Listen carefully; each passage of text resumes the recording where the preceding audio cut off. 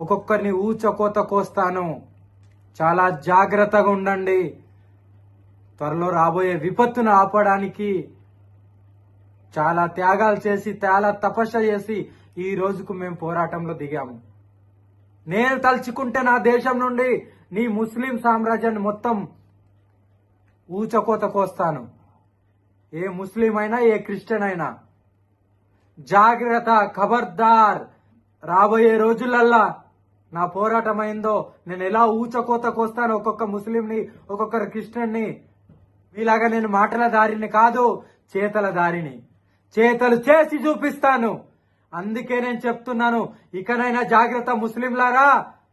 ఉంటే ఈ భారతదేశంలో, నా భారతదేశంలో, నా హిందుస్థాన్లో ఉంటే ఒక హిందూగానే ఉండండి. లేదంటే ఈ దేశం వదిలేసి పారిపోండి. ఇక్కడ మీకు ఇక్కడ బతికే హక్కు లేదు. బొట్టు పెట్టుకోండి, గుళ్ళకు రండి, పూజ చేసుకోండి, మీరు బాగా బతకండి. మీకు దమ్ముంటే నన్ను ఆపుకోండి. మీకు దమ్ముంటే నన్ను ఆపుకోండి. నన్ను ఆపాలంటే నేను నాది ఈ దేహం వదిలేసి, లేకుంటే నా ప్రాణం వెళ్ళితేనే కానీ నా పోరాటం ఆగదు. కానీ నేను ఎక్కడ ఆపను. ఒక్కొక్కరిని ఊచకోత కోస్తాను. ఒక్కొక్కడికి తలలు లేచిపోతాయి.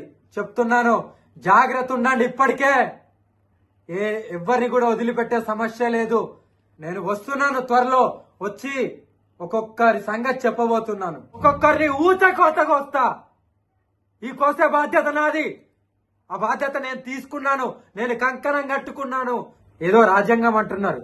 నా దగ్గర రాజ్యాంగాలు, గీజ్యాంగాలు, చట్టాలు నడవై.